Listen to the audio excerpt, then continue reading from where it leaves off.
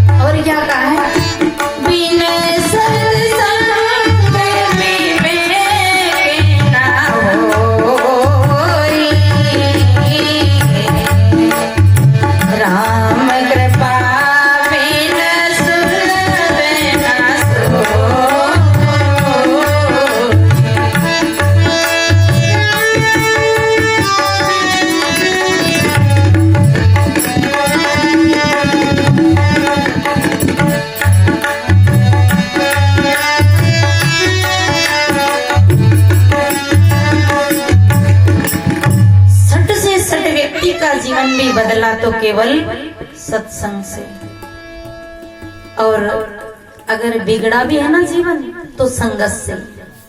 क्योंकि दो ही काम, सुधर भी सकता है और बिगड़ भी। सत्संग एक ही फायदा नहीं करती है। आप सोचो कि भाई एक फायदा करती होगी, संगत तो दोनों ही फायदा करती है। यानी उससे बिगड़ भी सकते हैं और सुधर भी। यानी संगत, यानी ये संगत से हमारे जीवन बदल सकता है, और अगर हम कुसंगत में चले जाएं तो हमारा जीवन बिगड़ सकता है। याद रखना, जिसके लिए हमने अच्छी संगत छोड़ी है वो हमारे संग साथ जाने वाला नहीं है। कहते हैं एक सेठ का बहुत बड़ा भवन था, और उस बहुत बड़े भवन में बहुत लंबे चौड़ा बड़े बड़े कमरे थे, हॉल थे, और वो सेठ सभी कमरे को सभी को किराया से देते थे, किराया से देते थे। और सभी लोग किराया से लेकर अपना एक दिन दो दिन का विश्राम करते थे और चल देते थे। एक दिन एक महात्मा आए, और महात्मा ने देखा बहुत बड़ी धर्मशाला है, तो हमें भी यहाँ कुछ विश्राम कर लेना चाहिए। किसी की दृष्टि में घर है, किसी की दृष्टि में मकान है, किसी की दृष्टि में भवन है, और किसी की दृष्टि में धर्मशाला है, प्रतीक्षाला है और विश्रामशाला है। महात्मा को पता नहीं था कि सेठ किराया लेता है। सेठ ने सोचा महात्मा रहेंगे और जाएंगे, उस दिन किराया देंगे। महात्मा 1 महीना रहे, 2 महीना रहे, 6 महीना रहे। महात्मा को अच्छी अनुकूल व्यवस्था मिल गई, लेटरिन बाथरूम बढ़िया और वहीं ध्यान समाधि भी बढ़िया लगती थी। पर महात्मा को ये पता नहीं था कि यहाँ किराया भी देना पड़ता है। रहते रहते 6 महीना हो गया और महात्मा जब निकल के जाने लगे तो जो कर्मचारी बैठे थे उन्होंने कहा, महाराज जी आप यहाँ 6 महीना से रह रहे हो और आपका ये कमरा 500 रुपया के महीना से हम देते हैं, तो आपका ये जो किराया हुआ है आप इसका किराया दे दीजिए और फिर यहाँ से प्रस्थान कीजिए। महात्मा ने कहा, कैसा किराया, कैसा किराया? बोले आप यहाँ 6 महीना से रह रहे, किराया नहीं देंगे? बोले ये धर्मशाला का किराया देना पड़ता है। बोले ये धर्मशाला है महाराज, ये तो मैंने अपने धंधे के लिए बनाया, अपने बिजनेस के लिए बनाया, आपको धर्मशाला दिखती है। महात्मा ने कहा, शायद आपके चश्मा नहीं है क्या, मेरी चश्मा उतार के दूं, तुम देखो ये धर्मशाला है कि नहीं। कहा ये महात्मा लगता है पागल हो गया, अरे यहाँ यात्री आ रहे रुक रहे सब किराया दे के जा रहे, ये बहाना कर रहा है। कर्मचारियों ने कहा कि सेठ जी को बुलाओ, महात्मा मानेंगे नहीं ऐसे। सेठ जी को बुलाया। सेठ जी ने कहा, महाराज कहाँ की औकात में रहते हो, आप 6 महीना रहे हैं और 6 महीना का किराया दो और फिर यहाँ से आप प्रस्थान करो। बोले सेठ अगर तू किराया ही लेना चाहता है तो मेरी झोली में तो कुछ भी नहीं है, मैं दे भी क्या सकता हूँ, पर हाँ एक चीज दे सकता हूँ, एक चीज दे सकता हूँ कि तुम्हें मैं स्वर्ग का टिकट दे सकता हूँ। स्वर्ग का टिकट? इतना सुन के तो महात्मा की बात सुनकर सेठ चकरा गया। अरे लोग तो तपस्या करते हैं, लोग तो व्रत करते हैं स्वर्ग जाने के लिए, लोग तो मौनी रहते हैं स्वर्ग जाने के लिए, लोग तो नंगे पैर चलते हैं स्वर्ग जाने के लिए, लोग तो ठाड़ेश्वरी होते हैं स्वर्ग जाने के लिए, भूखे मरते हैं स्वर्ग जाने के लिए, और मुझे टिकट दे रहे हैं। अरे रेल का टिकट महंगा, हवाई जहाज का टिकट महंगा, पर यहाँ तो सस्ता ही टिकट मिल रहा है। लगता है कि महात्मा पहुंचा पुरुष है, जरूर टिकट मिल सकता है। सेठ जी ने कहा, महात्मा जी किराया ना दो कोई बात नहीं, अगर आप स्वर्ग का टिकट दे दो तो बहुत अच्छी बात है। कहा ठीक है सेठ, मैं करता हूँ तपस्या, मैं करता हूँ भगवान की भक्ति, और मेरे लिए तो द्वार खुला है, पर तेरे लिए भी द्वार खोल दूंगा, तो मैं तुम्हें स्वर्ग का टिकट देता हूँ। ठीक बात है। एक छोटी सी सुई निकाली। ध्यान देना, महात्मा बेवकूफ नहीं था, सेठ बेवकूफ नहीं था, कहीं हम तो बेवकूफ नहीं है। तो छोटी सी सुई निकाली, जेब में से, जो कभी कभी उनके कपड़े फट जाया करते थे तो बीच बीच में सील लिया करते थे, सुई निकाली और सेठ जी को सुई दिया कि सेठ जी ये टिकट। बोले ये टिकट? ना इसमें कोई सीट नंबर, ना कोई तारीख तिथि, ये सुई? हाँ। बोले ये सुई। सेठ जब तू आएगा मैं स्वर्ग में रहूंगा, तेरे कमरे में मैं 6 महीना रहा, तो ये सुई लेके आना और मैं तुम्हारे लिए टिकट का स्वर्ग का द्वार खोल कर रखूंगा, तू सीधा आ जाना और मैं तुम्हारे लिए स्वर्ग में स्थान दिला दूंगा। सेठ जी तो सुई लेकर भूल गए। बहुत अच्छी बात, कम से कम यही प्रूफ में रहेगा तो जरूर स्थान मिलेगा। अब तो क्या था, सेठ जी सुई लेके घर नहीं गए, पर कई कई सेठानियां होशियार होती है। ये माता है ना, ये भी बहुत होशियार है, इन्हें ऐसे ही मत समझा करो। यूं तो कहते हैं नारियों में अकल नहीं है, पर मेरे हिसाब से तो बहुत अकल होती है, बहुत अकल होती है माताओं में। अकल कम तो हमने कर दी है, बाकी अकल तो बहुत होती है। तो सेठानी को जाकर सेठ बोला, अपने मकान में एक तपस्वी महात्मा रहता था, मैंने उनसे किराया मांगा तो उन्होंने मुझे टिकट दे दिया और मैं स्वर्ग जाऊंगा, तो ये तो टिकट में क्या दिया? बोले सुई दी।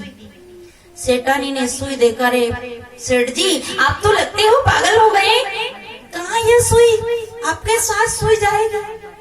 आपका स्थूल शरीर नहीं जाएगा, आपका ये भौतिक शरीर नहीं जाएगा। सेठ जी आप विचार करो, आपका शरीर को जला दिया जाएगा, फिर आपका शरीर जला दिया जाएगा तो फिर ये सुई किस शरीर से जाएगी? आपके साथ में सुई किस शरीर से जाएगी? ये तो आप एक बेवकूफ बना बना। सेठ जी दौड़े वापिस महात्मा को ढूंढने के लिए, और महात्मा गए भी नहीं थे, वहीं थे। कहा अरे महाराज आप क्या कहते हो, जब मेरा शरीर स्वर्ग में नहीं जाएगा, शरीर तो लोग यहीं जला देंगे, तो मैं सुई कैसे ले जाऊंगा? तो आप बताइए, आप मुझे धोखा दे रहे हैं, पैसा दो आप।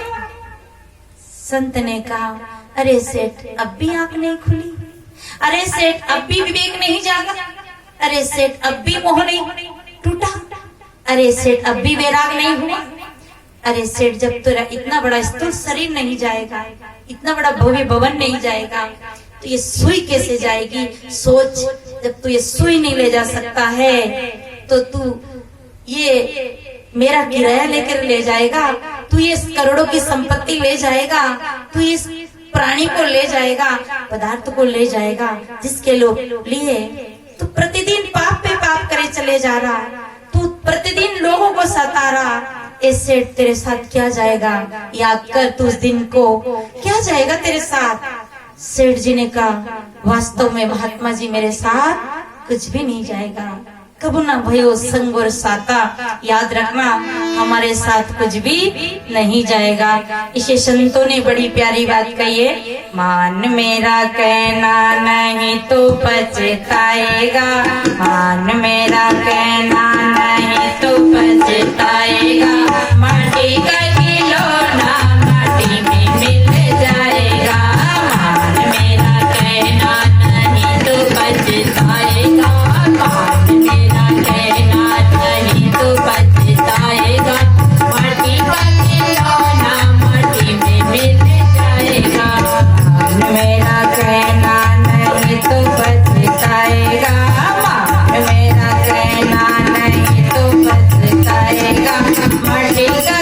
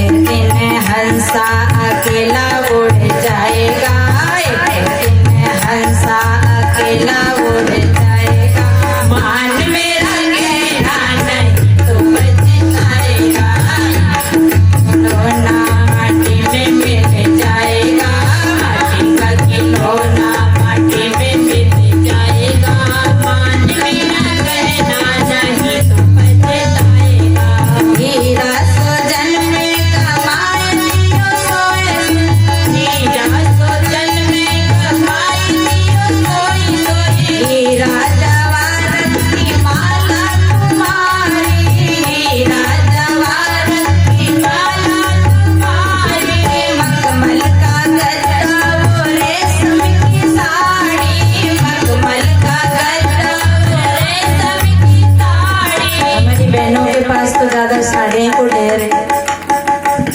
एक छत्तीसगढ़ में एक दुर्गा नाम की बहन है, तो उससे पूछा, दुर्गा तुम्हारे पास कितनी साड़ी है? कहने साहिब 30 तो पहनने की, 50 मिलने की। और ये हमारे यहाँ की बहनों के पास भी, हमें घर घर में जाके गिनू तो नहीं, बाकी ढेर को ढंगे रहे। हीरा जवाहर की माला तुम्हारी, हीरा जवाहर की माला तुम्हारी, मखमल का गलता वो रेशम की साड़ी, मखमल का गलता वो रेशम की साड़ी। हेट सूट बूट सब पड़ा रे जाएगा, मान मेरा कहना नहीं तो पछताएगा, मान मेरा कहना नहीं तो पछताएगा। एक भाई का उधर से आ रहे थे, एक्सीडेंट हुआ तो जो हेलमेट है वो अलग पड़ा था, जूता अलग पड़ा था, टाई अलग पड़ी थी। और यही हर एक व्यक्ति का जो 4-5 जोड़ी जूते इन भाइयों के, कितने कितने कपड़े हैं और धरा धराया रह जाता है। कभी ये कपड़ा दान में नहीं कर पाते, किसी नंगे को जूता नहीं पहना पाते, पर लाइन की लाइन जूते घर में देखें। इन देवियों को भी 3-3 जोड़ी, अबे तो मकान में पहनने के, भंडार में पहनने के। अरे कम से कम 1-8 जोड़ी दान कर दो, 1-8 जोड़ी पहन लो। जिनने परोपकार में संपत्ति लगाई है, उसी संपत्ति का सदुपयोग हुआ है। और जो पूर्व में दिया है वो आज मिला है, बासी खा रहे हैं, यूं मत सोचना कि हम बहुत कमाई कर लिया। एक सूट बूट सब पड़ा रे जाएगा, मान मेरा कहना नहीं तो पछताएगा। एक सूट बूट सब पड़ा रे जाएगा, मान मेरा कहना नहीं तो पछताएगा। माटी का खिलौना माटी में मिल जाएगा, माटी में मिल जाएगा, मान मेरा कहना नहीं तो पछताएगा, मान मेरा कहना नहीं तो पछताएगा।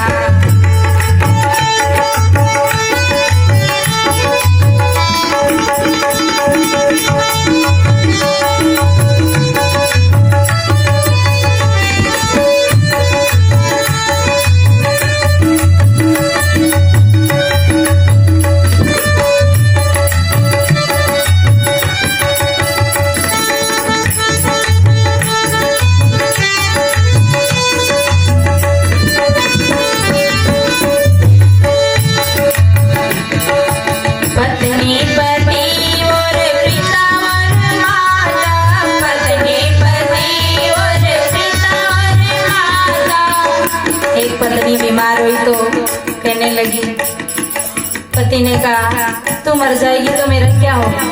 और ये बातें करते हैं ना, सब लोग कैसा लगता है झूठ बोल रहे हैं, बिल्कुल झूठ बोल रहे हैं।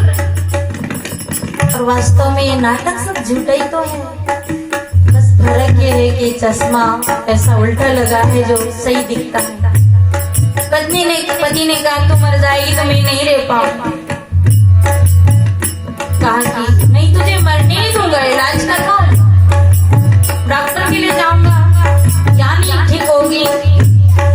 सुटा लिया तो ब्यावरे ले जाऊंगा, पंजाबी के यहाँ भर्ती कर दूंगा, पंजाबी के यहाँ ठीक नहीं हुई तो भोपाल ले जाऊंगा, भी नहीं ठीक हुई तो इंदौर बम्बई ले जाऊंगा, पर तुम्हें मरने नहीं दूंगी।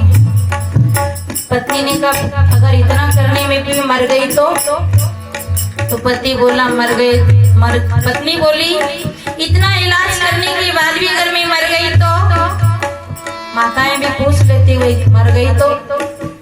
पति ने कहा तुम मर जाएगी तो मैं पागल ही हो जाऊंगा। अच्छा, तो पत्नी ने कहा आप तो वास्तव में मेरे मुझे बहुत चाहते हो, मतलब ये है कि आप मैं मर जाऊंगी तो आप पागल हो जाओगे, तो इसका ये मतलब है कि आप दूसरी पत्नी जरूर नहीं लाओगे। तो उस आदमी ने क्या कहा, क्या पागलों को क्या भरोसा, पागलों को क्या भरोसा, कहीं भी कर पत्नी पति और पिता और माता, पत्नी पति और पिता और माता, सगा सुमी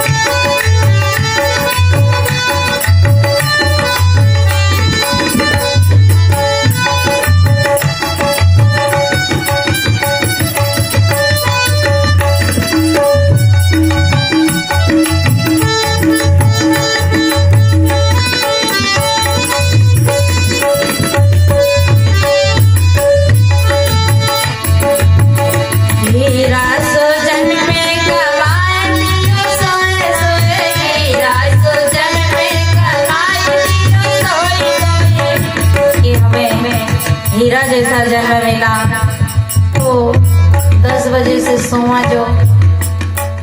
यहाँ तो सब लोग जल्दी उठे, यहाँ का लोग बहुत अच्छा है, सब ठीक 5:30 बजे उठ जाए यहाँ तक। हीरा सो जन्म गमाए दियो, सोए सोए।